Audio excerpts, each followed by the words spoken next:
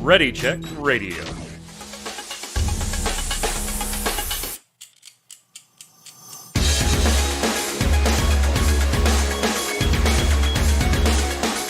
What's up, Internet? Welcome once again to Snowbound, the Blizzard podcast brought to you by Ready Check Radio. It's Tuesday, it's 7 p.m. Eastern. That means we're doing the show live, twitch.tv/Ready Check Radio. That's RAIDEO. Head on over to the website, readycheckradio.com. Click on those socials in the upper right-hand corner, or follow us on Twitch and Twitter and Facebook, and subscribe on YouTube. Turn on notifications. Tell all your friends.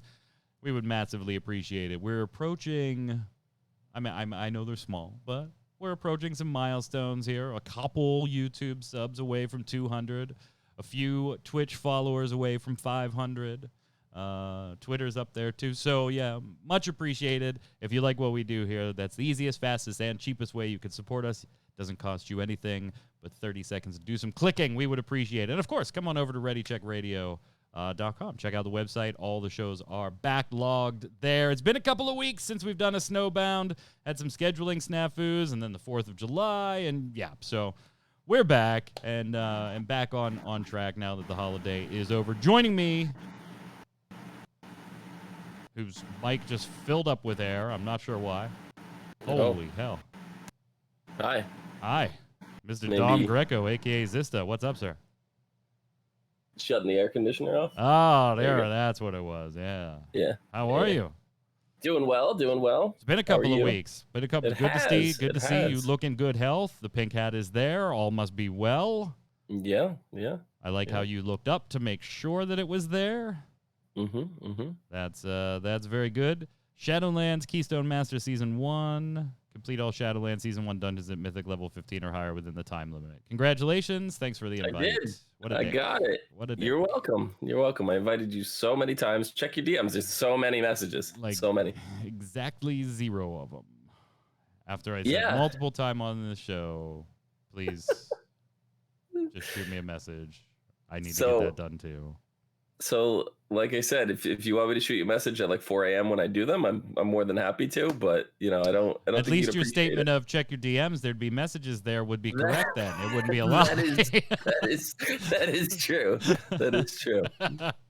I mean, I could have just called you at 4 a.m. That would have been even better. Oh, that would be better. Do you want to run this? Who the fuck is this?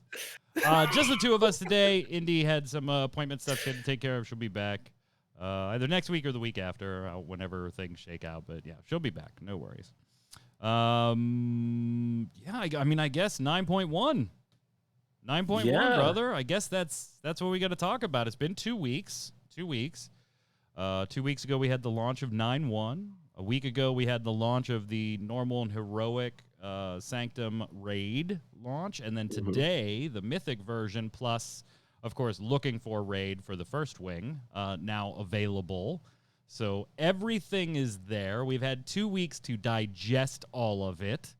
So we're going to kind of take it piece by piece, give you our opinions, our reviews on, everything from the raid to the story to, Tazavesh and everything in between. Flying, yes, of course, Omi and chat.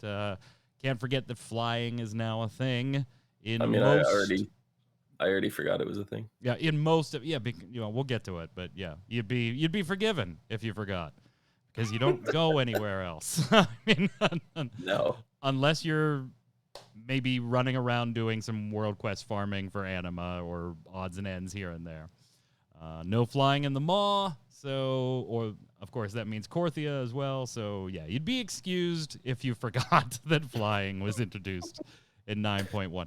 We're going to go through, I think, Zista, and just kind of give our opinions here. Now, you and I have talked behind the scenes about some of these things, not all of them.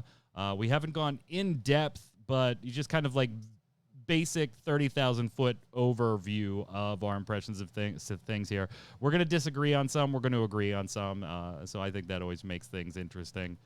Of course, the Mythic race now on right now, by the way. Complexity limit as of... The big push. As of me, no, not the great push. No, the world first, man, the world first. Yes. Mythic Sanctum raid is going on. Complexity limit, by the time I shut it off just to come to the show, was still in first, 4 out of 10. Everybody else behind them was 3 out of 10. So a little bit of flexibility when you get to that point. Not a ton in this raid, but a little bit of flexibility on which boss you can go to. But first 3 bosses down pretty much across the board. Okay, let's start with, I guess, the story itself. Like, that is the piece of this Zista that just about everybody that is playing is going to experience. Some people aren't Mythic runners in dungeons. Some people aren't doing the raids. Some people don't PvP. So let's start with something that everybody can get in on and comment why we're freaking wrong. This is the wrong B-roll because I'm dumb. There we go. I'm going to put up the Tazavesh kind of fly through. This is the mega dungeon. We'll get to this in a little bit. We have the 9.1 story kicking off, Zista. What are your initial thoughts so far? There's a story? I knew you were going to say that. I knew you were going to say that. I knew you were going to say that. I knew you were going to say that. That implies that I have to read quests? Like, I don't... What? Well, I mean, you have, like, no idea why anybody is anywhere at any given time in the World of Warcraft. You're just like, oh, I haven't seen that character in a while. That's cool. I have no idea what they're doing there, but I'm glad they're back. Welcome back. Yeah. It's been a while. I mean... So Mr. Bigglesworth is here. I know that much. You pet the cat many, many times when we were raiding this past week. I know. So this makes a little more sense now. So you and I have a pretty big disagreement here right off the bat in not the story content itself, because you don't care about it, and I'm just going to say that I'm lukewarm to it right now. It's not that I don't care about it. I don't care about it so much in context of me playing the game. I actually enjoy the story outside of like me playing. Like, I'd love to hear about it, and I'd listen to like YouTube videos go like in depth on the story, and I'd be like, oh, that makes a lot of sense. Yeah, but when I'm playing, I just want to play. Like, I don't know. That is the dumbest thing I've ever heard. When I'm playing the game, I don't want to know what the hell is going on. I want somebody on YouTube to tell me about it later.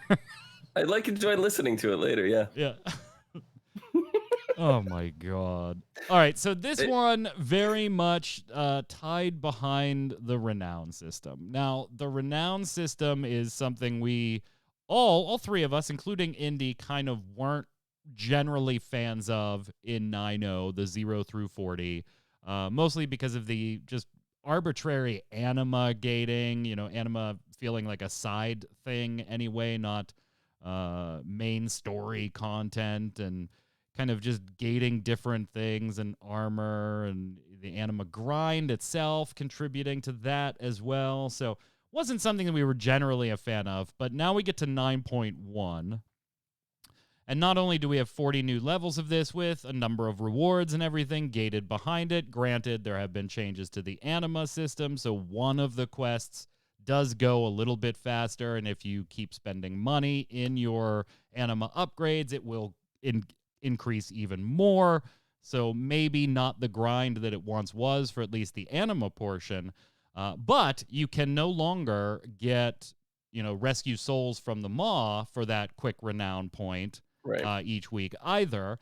The other points have been reallocated. You still get the anima quest, but now you have your kind of weekly in Korthia, which is basically go do dailies or find chests or kill rare monsters until this random arbitrary meter says 100%, and you'll get another renown point. And then by doing continuations of mainline quests, you'll get a third point. So, not every week, though. I think the first week was just 2, right? Right, yeah. And the second week was just 2. This week is 3, if I remember right. I don't know. Or no. Last week was 3. Last week was 3. Okay. I think this week has to be 3, too, because doesn't it take 47 to open up the next sequence in the main story?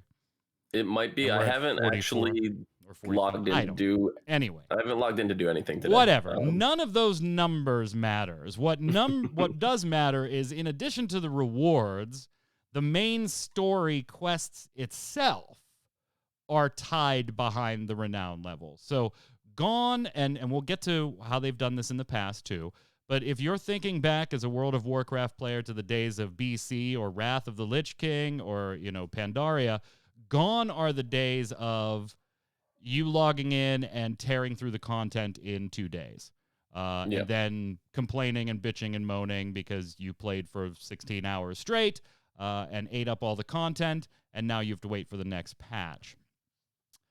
No. Now they're time-gated, that even if you played for the max amount of time you possibly could, you aren't going to get any farther in the main story's progression than I am by logging in and doing exactly the minimum amount of stuff that I need in a week to open up the required renown levels to trigger the next main story quest. I gotta say, I hate this. I absolutely detest this. Not only do I not like the main story quest being time-gated, and I did have to go back and look because you said, well, they did this in BFA. I said, no, they didn't. And if they did, it was nowhere to this extent.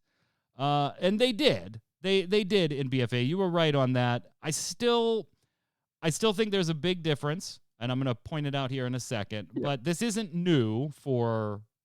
totally new, let's say, for World of Warcraft players. The big difference I hate in this, I hated it then, I really hate it now, is that you can't actually it's not like a login Tuesday and do the main story. It's a login Tuesday and do an hour of dailies, and then we'll let you experience the next part of the story. It crushes my soul. It's a little bit more than that. You have to do an hour of fighting the lag doing dailies. Oh, see, I haven't had that lag except for day one when 9.1 went live. I had it both times because if you like logged in as the servers came up. See, I didn't do them today because I got so frustrated last week. Did it like the moment the servers like reset everything, and it was chaos. Okay. Yeah, see, I don't play right then. I'm not, generally doing the day job. But before the show, I finished like I think 50 or 60% of the do shit in the maw quest, and I'm like 700 of 1,000 anima on that quest, and a bunch of different dailies knocked out. But it is literally, hey, not only are we going to time gate the story, but each time you come back, you're going to have a list of chores to do before we're going to let you experience the story. And the way it's spaced out, if you look ahead in your renown levels, it's hard not to go, they did this to guarantee the sub. Because the way it's mapped out, the number of times you will have to do this, the number of weeks it ends up working out to, if you want to pull that up, the number of weeks it ends up working out to makes it so that no matter what part of your subscription billing cycle you're in, if you just got charged the day 9.1 went live, you will be charged again before you've completed the main story scenarios. So it doesn't matter where in your billing cycle you fall. They're driving that second month sub. So if you thought, I'm going to pay $15 because I want to play through the storyline, catch up, and then I'll go back to Final Fantasy XIV or back to, Swords of Legends just came out. Maybe you're playing that a little bit. We'll talk more about that on Gaming Gumbo this week. It guarantees that if you want to play the story, you're going to get at least a second month out of them. I hate this feeling, Zista. Now, I know financially it has no bearing for me. Right? I'm going to sub anyway because I raid and I do this stuff anyway. So it doesn't matter dollar-wise, but idea and griminess-wise, I do feel a certain type of way about this. Plus, it just feels stupid. Like, I'm playing WoW almost episodically.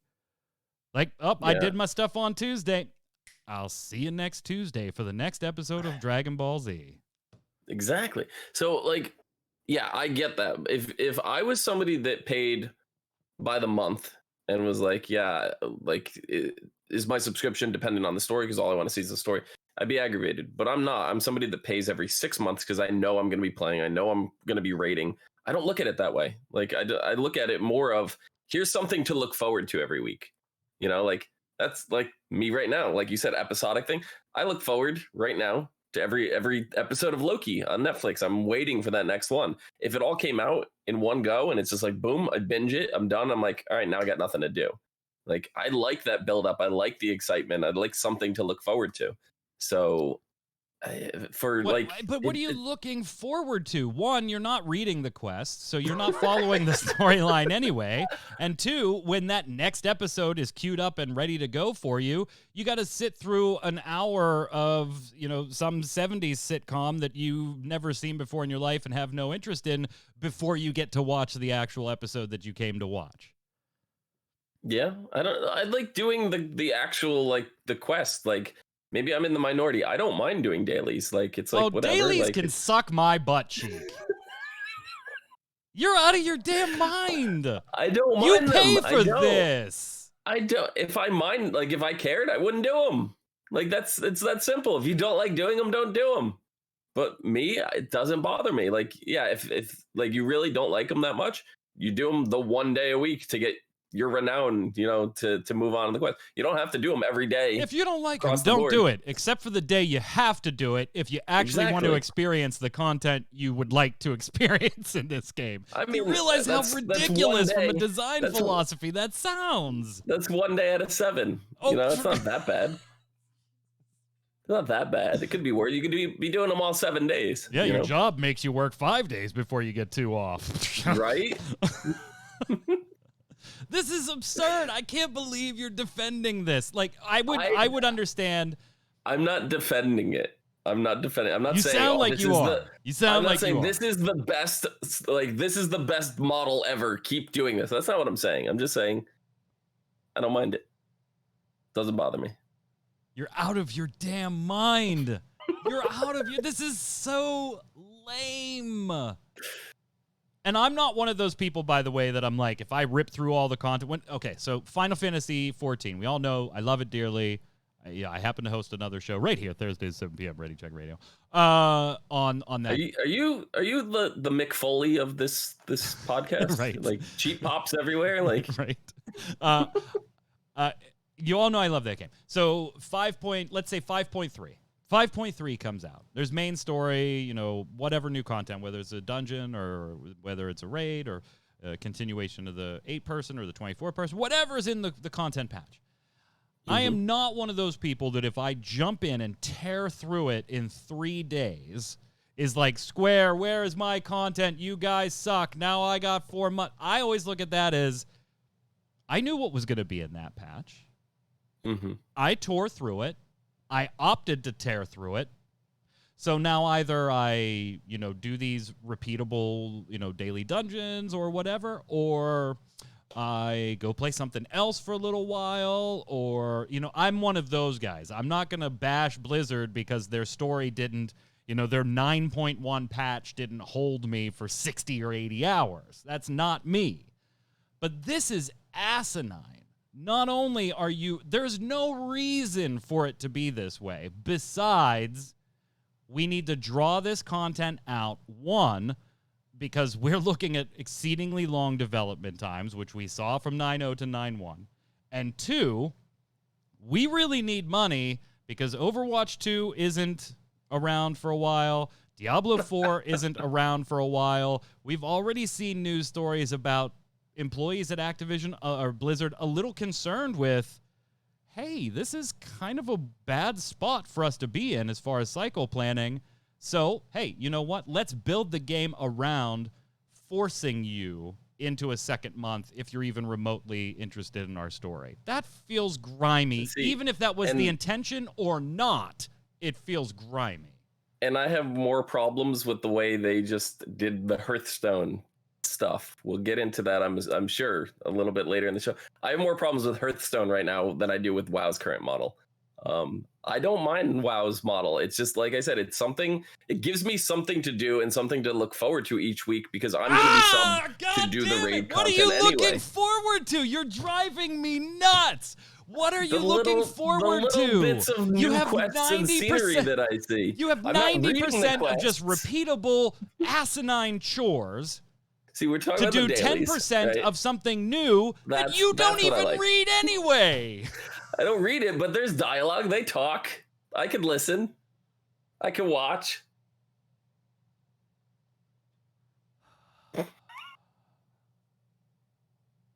I don't even know what to say to you. I don't even know what to say to you.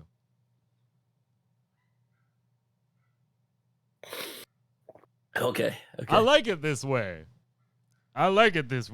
So I've done all 4 assaults, right, in the 2 weeks that we've had. I've done them as well. Today we had the Necros come back in that as their assault, which was the same one that 9.1 launched with. And so I got up there to do them today, and I was like, oh well, at least the quests are different, because they were different from 2 weeks ago. I thought maybe 1 or 2 were the same and 2 were different. Like I don't know. Right. I didn't have the T1, so I immediately recognized that one was different. I didn't have to pass out tea to my friends and stuff like that. But then it ended the same. It ended the same. And it showed me the cutscene again, by the way. And I was like, oh, fantastic. Thanks. Yeah, cool. That's awesome. Now I have something to look forward to. What do you... Oh, my God, I hate you. This doesn't make a lick of sense. You are ridiculous. And I totally get... Like, I went off on the free-to-play cast on Friday, this past Friday on MMO Bomb about MMORPGs just feeling like dailies anymore.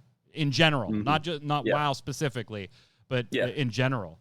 Literally, WoW is nothing but, except raid night or whenever let's go run some dungeons.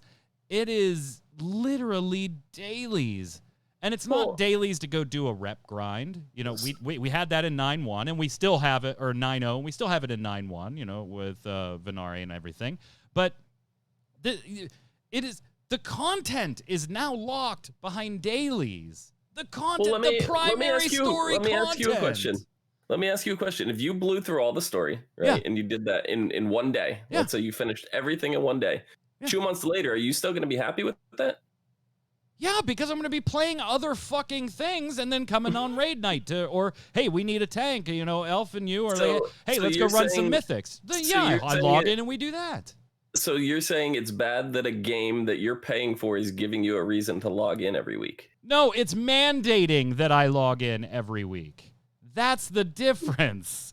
But you don't have to log in every week. And it's mandating, that when I do it, before you get to do, Mike, what you actually came here and enjoy wanting to do, I've got 45 minutes of dust-up fucking chores I need you to do first. You can wait. You can wait and not play for a month. You can come back in the second month when all the content is unlocked for everyone. You could still earn the renown, through quests. Absolutely, but don't doing dungeons, doing opening chests. Like the renown comes from other places. And you can get through the story almost as fast. Yeah, just fuck raiding with your friends while it's the new content. Just throw that out. See, you're logging in anyway. That's my point. No, I'm not logging in anyway. You're not logging in to raid with your friends? If I I'm seriously beginning to reconsider my friends at this point. Like, I see you're very passionate about your hatred toward this. I'm indifferent to it. It's not that I'm agreeing with it. It's that it doesn't bother me. That's the difference between us. No, but you actively say dumb things like, I look forward every week to this. I look forward to you're stupid a mess. little cutscenes. You are a hot mess. You are an absolute hot mess. And this doesn't even touch on the story content itself, which I can't even discuss with you because you won't know about it until 4 weeks from now when, Skill Up does a video on the damn thing. Then you and I can talk story. So all right, so here Korthia got chained into the maw, and it's like the origins of the afterlife. Right? It's like it's something to do with that, and we're trying to figure out how the whole afterlife place got started with the the Titan, not the Titan, but the like creators of the Shadowlands. I forget what they're called. And then we got the new dungeon that's like leading off into like finding out that there's like a new extra element out there. You're close. See, I got a little bit of the story. You're close. I got a bit of it. Tell us the story. I don't know. Some dude was chained up in some dude's basement. Now he escaped. 9.1, I know he broke out. He escaped. There you go. I was disappointed with that though, to find out that it was actually him. I was hoping there would be a twist on it. I don't know. Stay tuned till next week's episode of World of Warcraft's main fucking story, and you can maybe get that. See, I have the gist of it though. Like I say, I don't follow. I'm talking about like I don't get into the intricacies of it. Like I know the overall. Well, I mean, you're not missing much. There aren't very many intricacies in it anymore, which might be another topic for another time. The writing is definitely different than those of us that have been here for, multiple expansions and stuff like that. There's definitely a different flavor. And I mean, it pains me to say it, but I would also personally, and maybe you disagree, dear viewer, let us know on YouTube or on ReadyCheckRadio.com. I would think there is a skill level in writing difference that is very much present. One thing in particular, I think, makes the case. If you have no frame of reference, we'll talk about that in a few minutes. All right. See, I know what's going on with the story. I hate you. I absolutely hate you.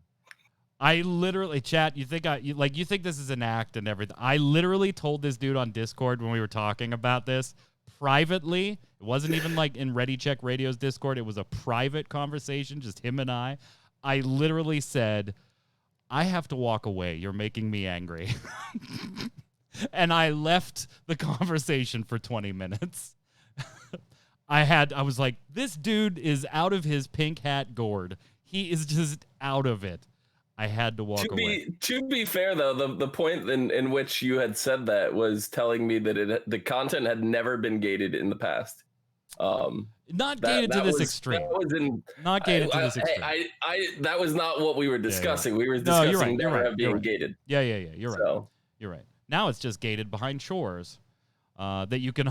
We'll let you do dailies and weeklies, but only. Just God, what type of design is this? Makes me so angry. Here's a weekly quest. Okay, cool. Something I can only do once a week. This should be... There it is. Okay, I'm getting angry now, going AFK. He's not lying. This is an actual conversation we had. I told you, I'm not lying. That's so aggravating. Okay, cool. A weekly quest. So this might be something big, something epic for me to do. Cool. Let me go see. If they only let me do it once a week, maybe the rewards are good. Big boss fight. Let me go check this out. Pick up the weekly quest. What is it? Do dailies until this meter is full. Fuck you, game. Are you kidding me? It feels like the game. I knew this was going to be like my favorite segment when we were talking here. I knew, like I was waiting for it because just the heated argument. Not even. I don't even want to say it was an argument. No, but it wasn't. It wasn't. It was hatred versus apathy. Is basically what it was. Yeah, it was. That's a great description. It was. This is horrible design from top to bottom, and this was. I'm okay with it. Whatever. They already have my 6 months anyway. Whatever. I like the content. It's bite-sized. I don't feel like I have to play it for 8 hours a day. Well, you couldn't if you wanted to anyway, so good for you. Yeah, but that's true. I don't, like, I was telling one of my friends that hasn't played WoW since Wrath of the Lich King. He's like, well, like I heard there's a lot of dailies and stuff, and you get to do all this stuff. I go, and you're like, yeah, that's all it is. I go, dailies aren't that bad. I go, here, it's what do you mean dailies aren't all that bad? Are you? I said it's 11:40 p.m. right now. I go, I guarantee you I could finish these 5 dailies that I have in 20 minutes. And I logged on. I set the timer. I did it. 20 minutes went by. It was like 11:57. I finished them all by. So I was like, I'm logging on for 20 minutes. It's not that bad. That's the mandatory if you feel like you need to be caught up with everything. But you don't even have to do the dailies every day. It's not if you feel like you want to be caught up. If you want to experience the story, the single 20 minutes player for one day. That's for one day. I'm talking about every day. I'm talking about every day. The dailies, you don't have to do the dailies every day to experience a story. You only have to do them one day. No, just once a week. No, Yeah. just here, So, eat our shit sandwich once a week and make for sure 20 minutes. You're complaining about 20 minutes of your time. I'm complaining about all of it. It is shitty design. I'm not disagreeing shitty with design that. that is only there to force the second month of sub out of you. I'm not disagreeing That's with that, but you're complaining about something that takes literally 20 I'm complaining minutes. about all of it. Who cares? I don't care if it took 5 minutes. If it's only there to gate my time to ensure they get another month sub, I have a problem with that. Whether it's 5 minutes once a week of eating a shit sandwich or 20. Oh my God, I hate you. I hate you. I just had a sandwich before the podcast. What do you think of the Mega Dungeon? I had a bad experience with it. All the hard modes are broken. They're all broken. Lay down on the couch and tell me about it. What's going on? By the way, Blizzard did have to confirm to everybody that the hard mode is meant to be cleared in one shot. Mm-hmm. Is one shot. So, all right. So, Snackybus in chat. Oh man. Hold on. Am I not far enough back in the couch? Yeah, you look fine. Tell me about it. All right. So, here, you can vent a little bit. The all the encounters were broken. Half the mechanics weren't working. We like the mailman, whatever the mail fight. I can't lean back in this anymore. The the mail fight encounter that you had to like drop the packages couldn't in pick them up. No, couldn't pick them up. Like it worked once. And I threw it in the wrong chute because it was the first time we did the encounter and we didn't really know. And then after that, they never worked again. So it was like, okay. So we just said, screw the mechanics, and we just zerged the boss and DPS through the boss, trying to push through everything. And that worked. But it was like every single boss, there was something wrong with it. And it wasn't just, hey, it's new, we're learning it. It's like, we have to like figure the mechanics out. It wasn't that. No, it was just straight up mechanics were not working. It's a mess. We got to the last boss. I think we had like a 4% wipe. And then it went downhill to the point where we were already in there for like 2 or 3 hours, maybe even 4. I don't remember exactly. I think we started at 8. Yeah, we were almost in there 4. We started at 8 and ended around like 12, maybe even closer to 1 a.m. I don't remember.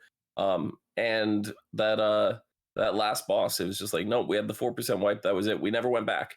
We're like, oh, maybe we'll come back the next night and do it. And that's when we found out, no, it's got to be done in one shot. Yeah, so. Hard mode's got to be cleared in one shot. Blizzard did confirm because apparently many of us thought, why is this resetting? And it's because it's designed that way. Hard mode, you need to clear in one shot. Yeah. Yeah. I did get some gear out of there. What is it? An hour? I think if you let it sit an hour, it resets. Something like that. Half an hour. Half an hour. Is it 30 minutes? Yeah.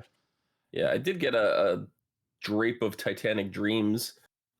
It's got a little tag under it. It says priceless mythic, but it's 233 and it's not upgradable. I can't use Valor to upgrade it. So I don't know if that's like 233 is the Valor cap. Yeah. I'm not sure. It needs I would say fine tuning, but it actually just needs to be fixed first. You know, it's like they didn't have a QA team.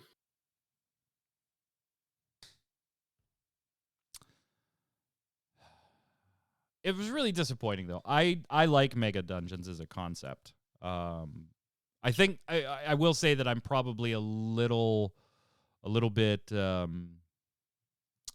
biased on the topic because mega dungeons became a thing with the return to Karazhan, and Kara's just one of my absolute favorite raids in any game ever. I have a high nostalgia factor. The raid or the story? Well, both actually, very much both. And Return, I very much enjoyed when it launched. I liked that it was something new, but still paid an homage to the original in very many ways. So I have a soft spot in my heart. Plus, I like longer dungeons that aren't quite raids. I like that conceptually. I would like that in other MMOs. I'd like the challenge of them too. They're not just face roll easy, even on easy mode. for some groups, normal mode, much less hard mode. But this one is not fun right now. And not because of its design or its mechanic. It's just because a lot of things are broken. Just a lot of things are broken. Conversely, I think the raid, Sanctum, and we're not, personally, you and I are not through it yet. We're 5 out of 10 on normal mode. And we beat the Terraguru on heroic just for shits and giggles to see if we could on day 2 of our raid. And we have like a 0.2% wipe on Painsmith. That hurts. That hurts. Conversely, I think the raid is going very well right now. Now, I'm sure, we'll have our usual rebalancing and tweaking, particularly on the Mythic side of things, now that that's launched and the World First race is on. But even in Sylvanas, Sylvanas is already gone. Already. Yeah. Conversely, I think the raid I'm enjoying this raid more than I enjoyed Nathria, and I really, really enjoyed Nathria. Yeah, I actually really enjoyed Nathria. Nathria had a lot of people like crapping on it. I liked it. Like, there was a lot of like red and stuff used throughout the thing, and people have already started complaining in our raid group a little bit that the dungeon is very gray, and I don't know. That stuff doesn't bother me. I don't like, it fits the theme. If it fits the theme, it's fine with me. Like, I like the That's aesthetics one you of and it. I can like agree on. The designs, like, it's just it just feels fun. It's different. Maybe I'll feel a little bit different, 6 months in, if it goes that long, which it probably will. Let's be real. Yeah, that's a scary thought. That's a scary thought. Yeah, but I don't know. I'm enjoying it right now. That's all I have to say. Painsmith very much ripped from Final Fantasy 14. Yeah, I mean, you guys have been saying that a lot. Yeah. Which isn't a bad thing, by the way. Which isn't a bad thing. This is one of the things that I've said on this show. I've said on the Relic Grind that if WoW is doing well and Final Fantasy 14 is doing well and insert next big MMORPG, if those are doing well, they all do well, right? All 3 games, in this example 2, but add a third, doesn't matter. All those games get better if all of them are doing well and doing new creative things that the others will steal and iterate on, and then the other game will steal it back and iterate on it further. WoW was known for that for a very long time. What do you like in Guild Wars 2? We're totally stealing that. Yeah, Blizzard just cherry picks like all their favorite things from games and like mashes them all together, and everybody complains, oh well, yeah, this new game is popular and it's doing this. What is Blizzard going to take from it? Like that's the running joke. But you can tell that, and they've always been very complimentary of each other. They being Square Enix and Blizzard in the 2 MMOs. Maybe Final Fantasy a little more complimentary, at least publicly, than Blizzard is. But both have been complimentary in the past. And you can tell that people designing for World of Warcraft are now either bringing some of their Final Fantasy XIV experience to the party or are being told, let's bring some of that experience. The mechanics of the fight are very, very just reminiscent. It doesn't feel like it... How do I word this? It doesn't feel like they ripped a fight from Final Fantasy XIV and plopped it into World of Warcraft. It does not feel like that. It feels like they've taken a little more dynamic play with mechanics that you would see in Final Fantasy XIV and used that in the context of a World of Warcraft fight. It fits. Yeah. It feels on par with the rest of the content. I would argue a little bit better. But there's still fights I haven't seen, so I'll reserve my favorite boss judgment until we've cleared normal. It's my favorite so far. I agree with that. It is absolutely World of Warcraft. But at the same time, if this encounter was in Final Fantasy XIV, it would feel right at home as well, is what you're saying. Yeah, I mean, obviously aesthetically, no, but conceptually, yes. Yeah, conceptually, yes, absolutely. Yeah, if you just reskin the fight to look like Final Fantasy, then you'd be like, yep, that's fine. Yep. I very much enjoyed it. There actually really hasn't been a fight that I didn't enjoy so far.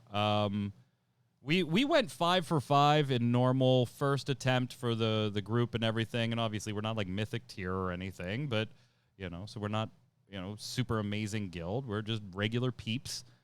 We went 5 for 5 with 1 wipe in regular, and then got stymied on the 6th for the last like half hour of our raid.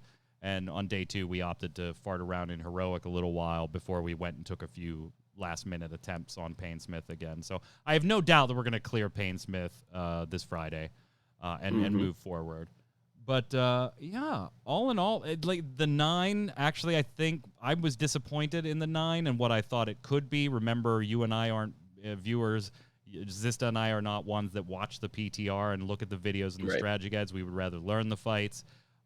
I kind of would guess that you were too. I know that was a fight you were looking forward to, and I don't think that was as dynamic as they could make it. Maybe it's a different experience on Heroic, and I'm sure it is. But on Mythic, I mean, it's dead across 10 guilds within the first few hours of the Mythic World first race. So maybe not all that dynamic. Yeah, maybe. I don't know. I haven't looked at the fights on other difficulty levels yet, so. I'm hoping there's a bit more to it, but if it's really just you're fighting 3 and it's like maybe 3 random every week, like I don't even know, but like even that would be interesting if that was the case, because you had that one fight, what was it, in Siege of Orgrimmar with the bug, like, and then you had them all like coming down, so you were only ever fighting like 2 or 3 at a time with like different orders. It wouldn't necessarily be the same thing.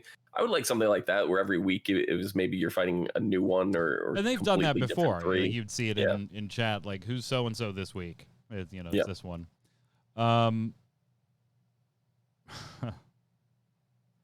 People have. Before we go into Sylvanas, I think we should give a moment to Garrosh, who did nothing wrong. Did nothing wrong. Who did nothing wrong. Who probably yeeted himself out of this expansion real quick. He was like, even I don't want a part of these dailies. I'm out of here. Garrosh was just like, he totally, do you ever see, what is it, Half Baked? Except he doesn't put in the you're cool. He just goes, fuck you, fuck you, fuck you, fuck you, fuck you, Thrall, and I'm out. Yep. Great little scene. Great little scene. There's a redemption arc for you. Speaking of redemption arcs, I really wonder what your opinion on this one is. I have stayed away from talking behind the scenes to you about this one because I had a feeling. I didn't want our opinions to taint each other's views here. Oh. I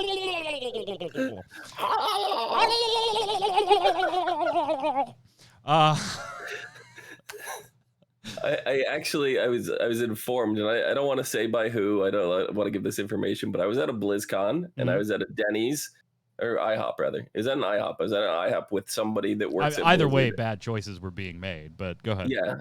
And well, it was like a 2 a.m. like IHOP, drunken night. When those bad choices happen. Yeah, absolutely. Yeah, it was somebody that worked at Blizzard, and it wasn't Mike Shafton. I will say that right now. It was not Mike Shafton. We'll put Mike in the clear.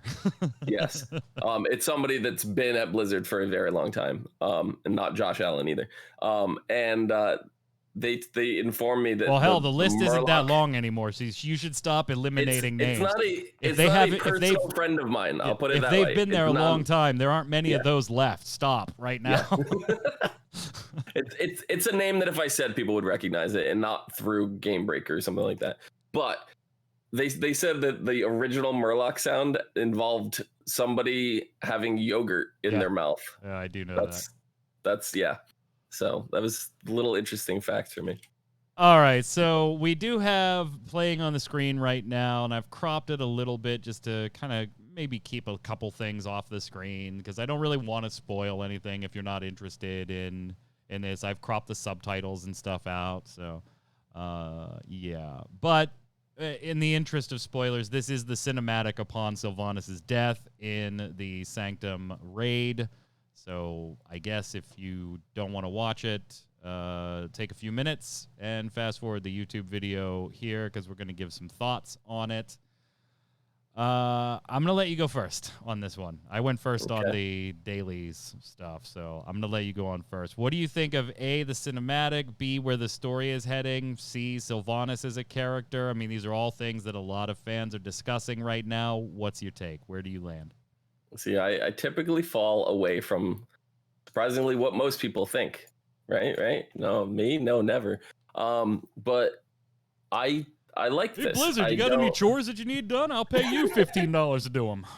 I like this because, everybody's like, oh, we're going to see Sylvanas' redemption. We're going to kill Sylvanas. Like, that's the running theories before this patch even came out. It's going to be this and that.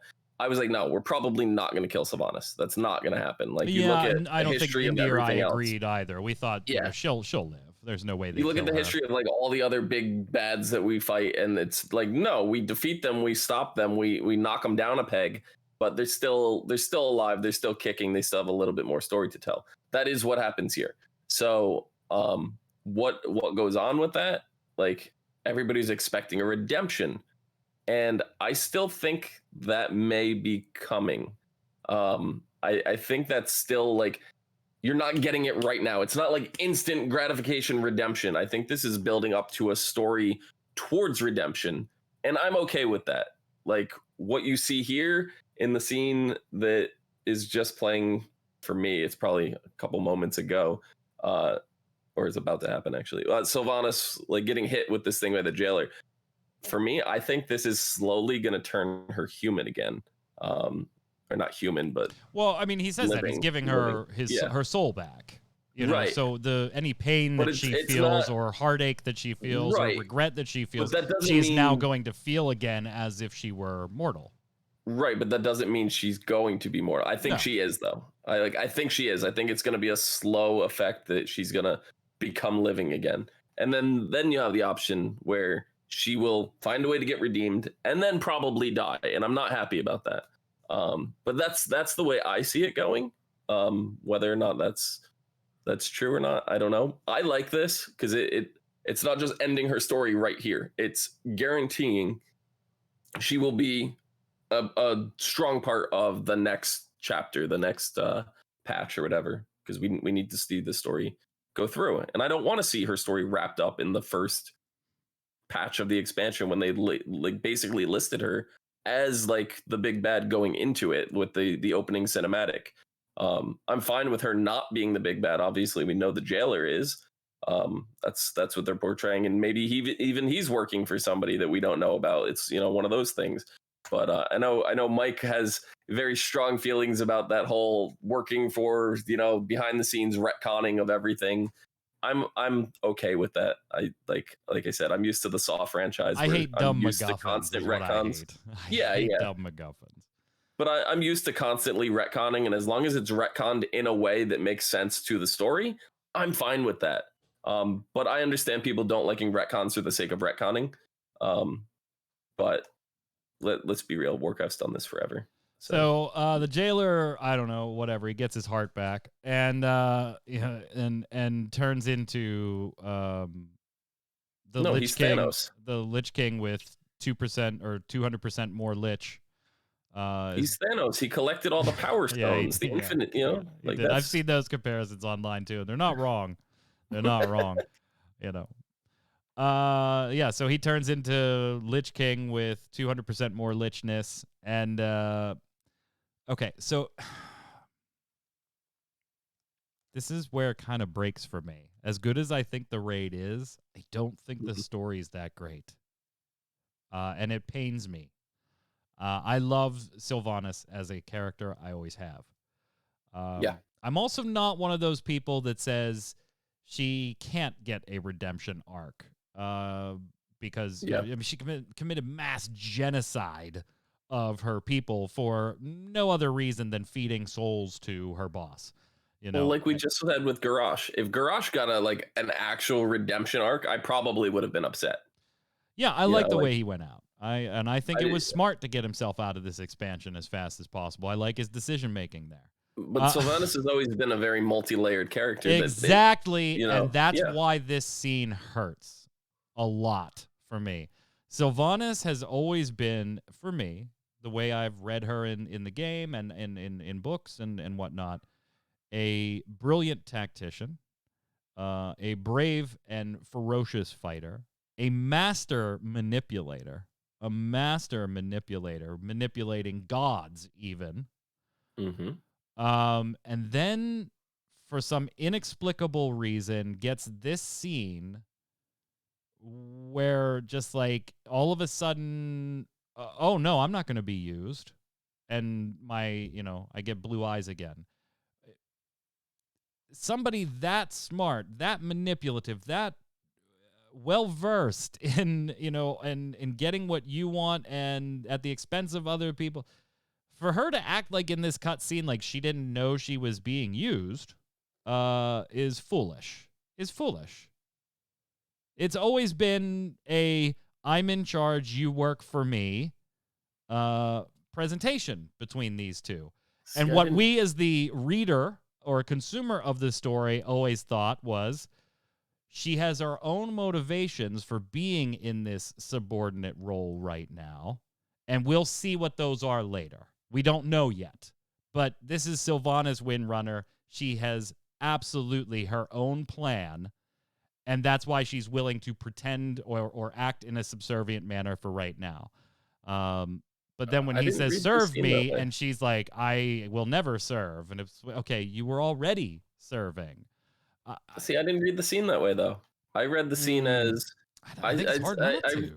I read the scene as she was on board with this, basically, up to the last cut. Like, you saw... Okay, then if she's on board with it, she recognizes she's in a subservient role. Yes, but so it was the cutscene before this one, the one that led this patch out, where you see she started having doubts. And then in this one, you see once again. So I think it was the moment she had a change of heart. Not that she wouldn't be used or anything like that. I think she just said that for effect. But I read this as she had a change of heart.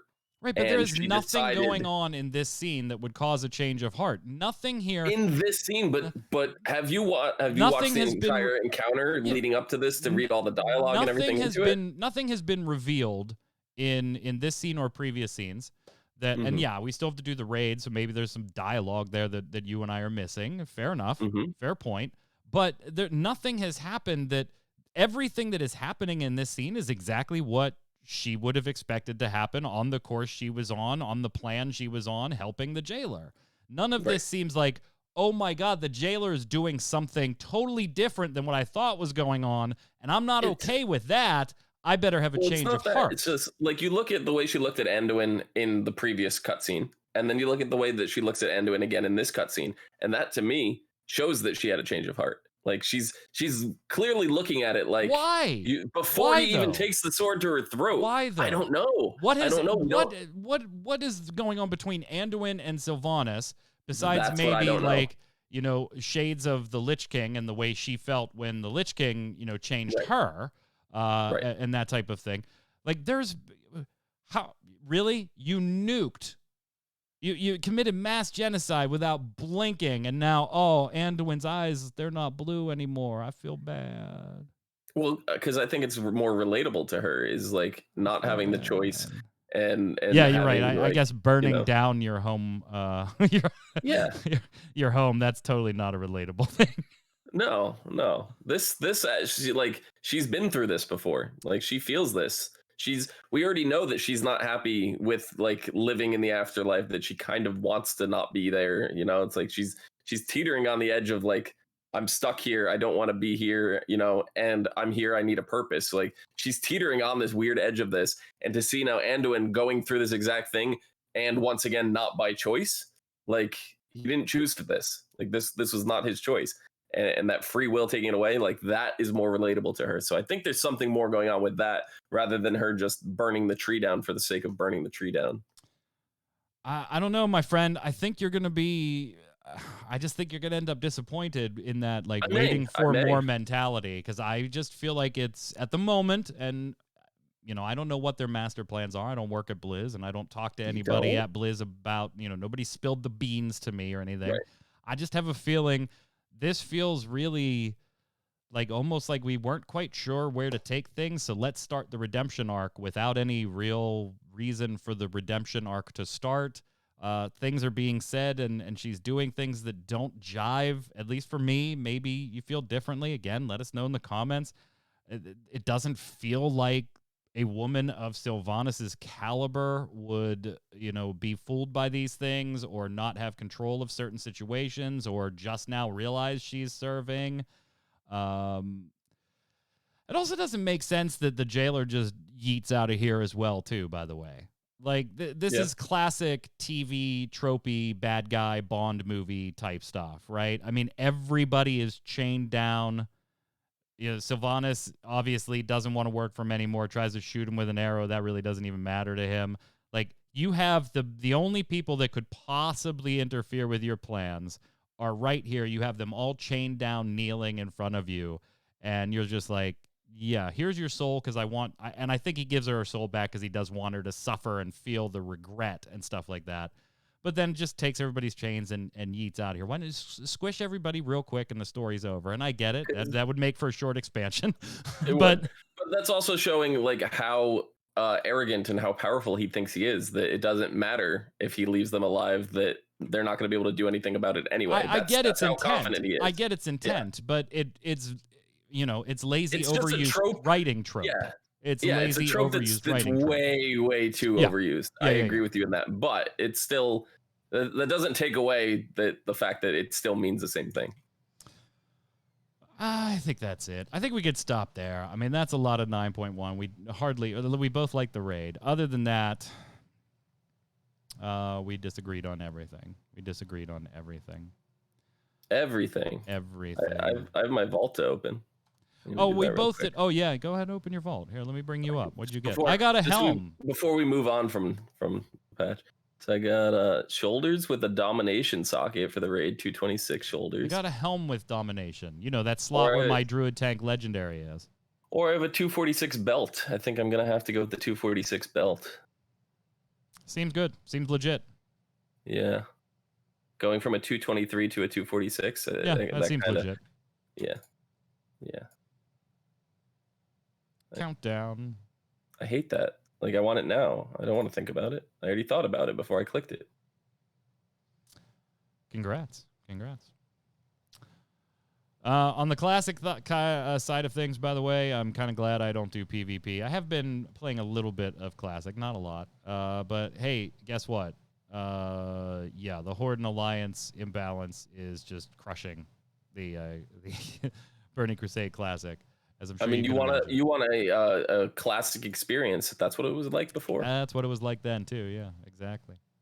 Why is it a problem now that needs to be fixed? It was a problem back then. It should be a problem now. You want the same experience, right? I know you're not generally a fan of it, but to let everybody else know, the Mythic Dungeon Invitational is changing its format a little bit this time around for Season 2. I actually kind of like these changes. So they're going to do things in 3 groups, and then China and the Last Stand tournament being separate to send 8 teams to the finals. If you compare this to the way they did Season 1, we saw a lot of the same guilds or same teams, competing in cup after cup after cup after cup. The way this changes things, one, it takes a little bit of time pressure off of these teams for practicing and things like that. And then I think it's going to showcase, since everybody's grouped up into these groups, these 3 different groups, and playing out of those groups, I think you're going to get to see a lot more teams spotlighted. And then the prizing pool has just grown astronomically, comparatively speaking. There's 20K on the line for each group, and then 300K at the global finals. So I'm looking forward to watching the second season. I know it's not really your thing, but just figured I'd call it out for our viewers here. I mean, it's definitely something that can be interesting to watch. But I think I'm going to like this format a little better. It sounds like it is a better format. It does. It absolutely does. I will agree with that. I'm just not a fan of speedrunning. That's what this seems to me. I know you're not. Oh, by the way, I guess before we leave 9-1, Torghast, what do you think of the new score system and stuff in Torghast, or have you not done any Torghast yet? I did Torghast last week. I like it. Some of it seems a little. The second, I forget what the second wing was called. The one that had all the shades. I still feel that wing is a little overtuned. If you don't have a tank, stuff just one or two shots you. It's not fun. I ran with a group of two other people. I think it was Omikins, Elf, and Tabris. Three other people from our group. None of us were a tank in that wing, and we were just getting like one or two shot. It was not fun. But I think some of the system going through it checks out. We had like one run where we had like 3 deaths. It took us like 11 minutes to get through one of the wings. We still ended up with like a 5-star or 5 shard rating or whatever you want to call it. And we were like, really? So how did that happen? But I don't know. I think it's all right. It's not too bad. It doesn't feel too pressured when I'm in there. Good. I still hate it, so we disagree on that one too. I wouldn't have it any other way. Before we slide over to lore or lies, I told Chad ahead of time. Obviously this episode, going to be predominantly about World of Warcraft. Just like a few weeks ago we did a pretty much all Overwatch episode. I do have a piece of Overwatch news and a piece of Hearthstone news for you, just in the interest of covering other things. But yeah, hope you enjoyed our thoughts on 9.1 and let us know what you think below. The Justice Department is investigating the Overwatch League, Zista. Investigating the Overwatch League. Now, there's no charges or anything, right now. This is just an investigation, and apparently, from sources, everybody is cooperating and everything. But what's happening here is that they are investigating what they believe might be a violation to the 1890 Sherman Antitrust Act here in the United States.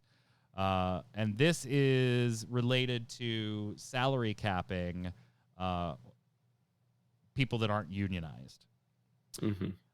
So there really isn't an official, salary cap in Overwatch League, but they kind of have an unofficial secret one where, if you go above that, then you have to pay a fee to the league, and then that fee is dispersed throughout the remaining team. So that's the way it kind of works. And so they're being investigated to see if this is a violation because,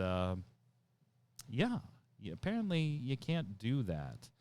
So first off, regardless of however you feel about salary caps, by the way, because that can be actually a divisive thing, right? You always have the people on the business side of things saying salary cap ensures effective and fair play, right? All of our no team could just go buy all the talent, But if you're not running these teams, you probably look at it and go, you know what? A salary cap also helps you as a business maximize profits because it guarantees you will never be in a position to have to pay more for a certain talent. So let's set that aside for a minute because that's a kind of a personal, how do you view the salary cap thing?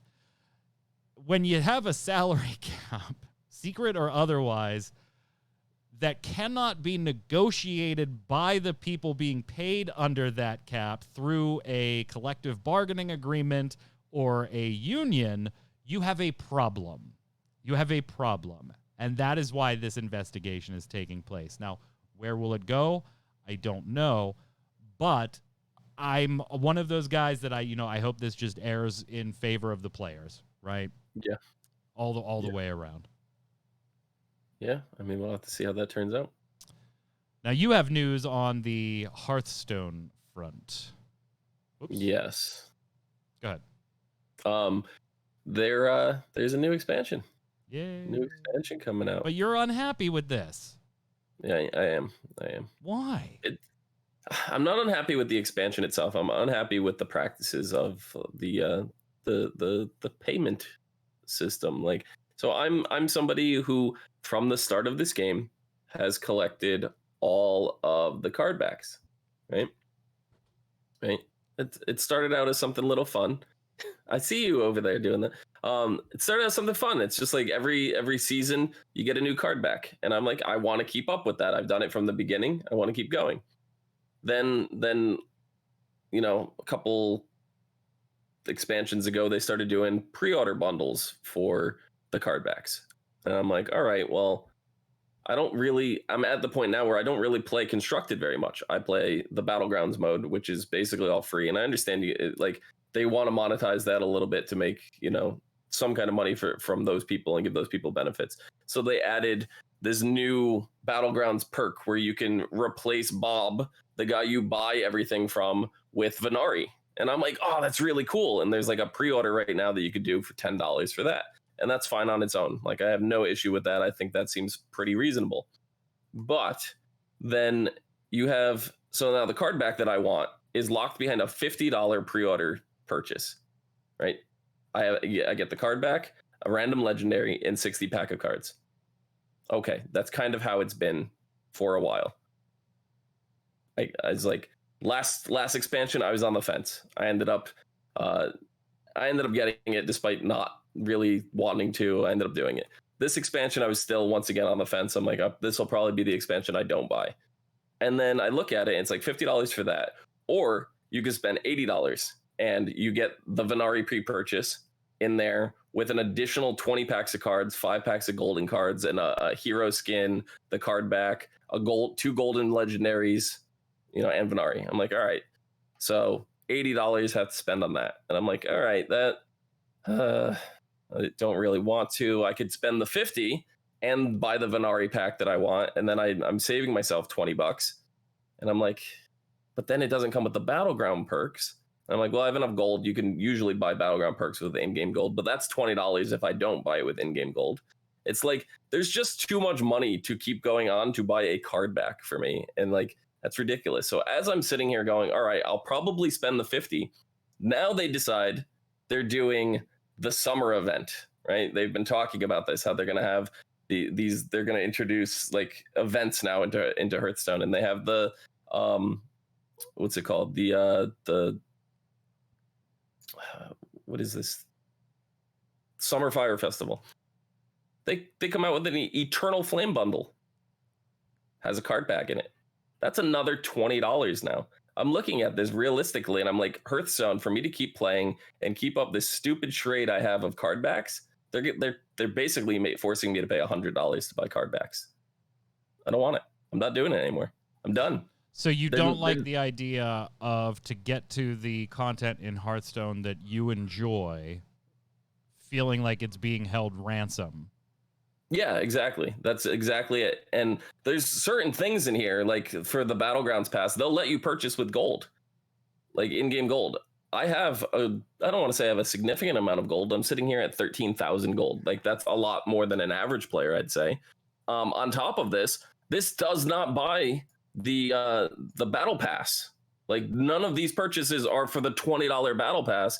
Then is additionally that has card backs locked behind it that will come once that expansion launches. There's no way to even get that rolled into any of these bundles. So when I'm actually thinking of it, that's not even just $100 now. That's $120 now. Like, the greed in that scenario for somebody that's just getting card backs is absolutely insane to me. Yeah, like, it blows my mind. Absolutely sucks when a company holds the stuff you want behind ridiculous design and paywalls. I hate that. Yeah. I hate that. Yeah.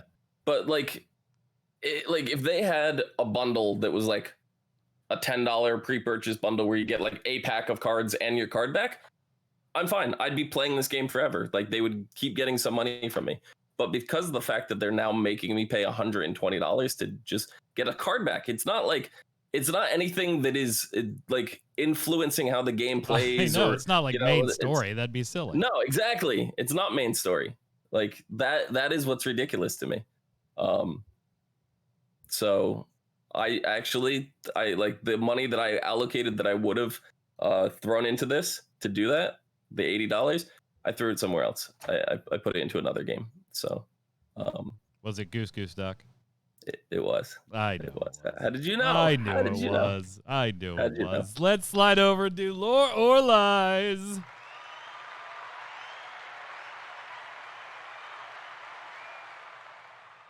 As always, Lore or Lies is brought to you by our resident lore keeper, Lil Missy. Make sure you follow her on Twitter down there and say thank you at Lil Missy 4205. She supplies us with all the lore. I wanted to get her on today so that, since we were talking lore, and I know she loves Sylvanas too, and see who was she going to side with, like you or me on that one.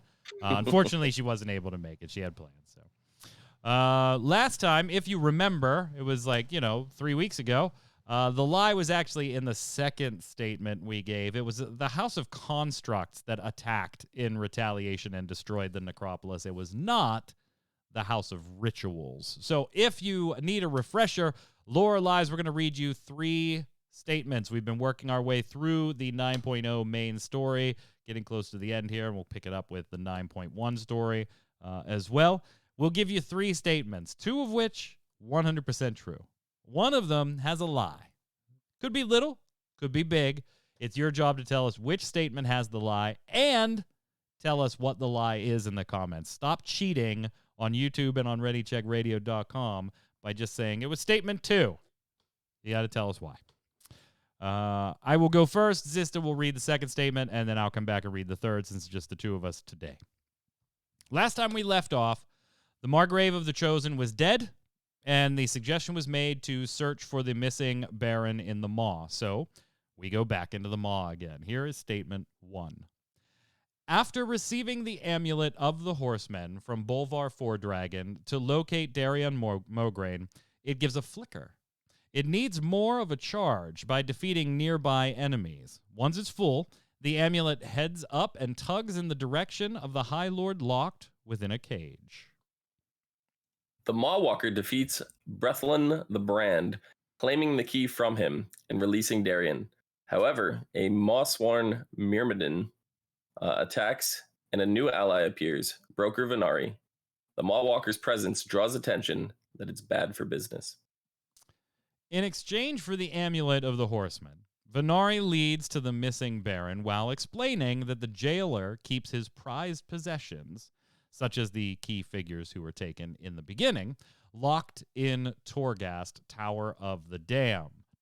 The group finds their target, Baron Morris Reskar.